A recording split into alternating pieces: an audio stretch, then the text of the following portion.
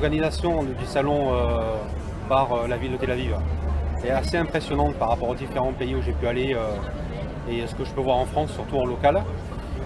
Il est très orienté business, très cosmopolite et énormément d'envie des différents pays, des différentes organisations de faire du business, de créer des liens et d'organiser des futurs liens de business entre les différentes délégations. Et pour moi, c'est un salon incontournable. On a rencontré entre autres des Chinois, ce qui est assez paradoxal parce que je fabrique aujourd'hui une partie de mes produits en Asie, et 80% en France aujourd'hui, grâce au savoir-faire français. Et ce sont les Chinois qui nous demandent maintenant de prendre notre technologie et de venir les distribuer en Chine.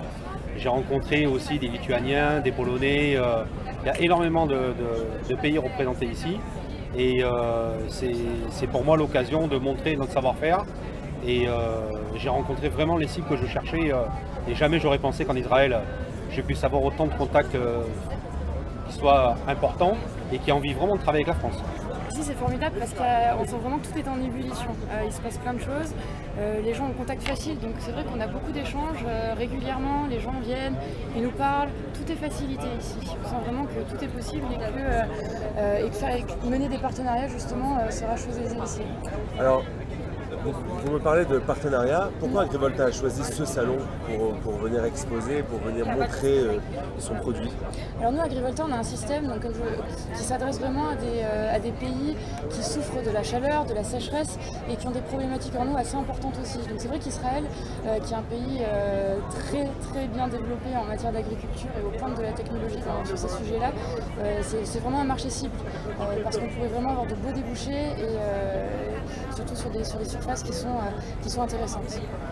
Je pense que c'est très intéressant pour des startups, pour tout entrepreneur de participer à ce type d'événement.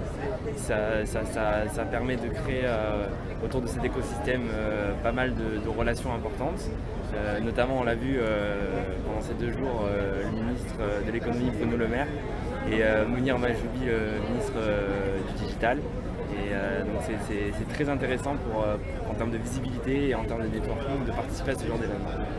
Je suis ravi de ce salon, j'ai eu pas mal de contacts pour faciliter la distribution de mon produit sur Tel Aviv.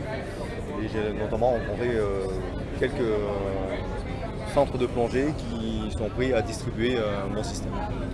Pourquoi avez-vous choisi de venir au DLD? Alors, c'est un festival reconnu pour la technologie. Il se situe en Israël, qui est un gros spot de plongée. Et donc, vu que je développe un système pour les plongeurs, il était évident qu'il fallait que je sois présent ici.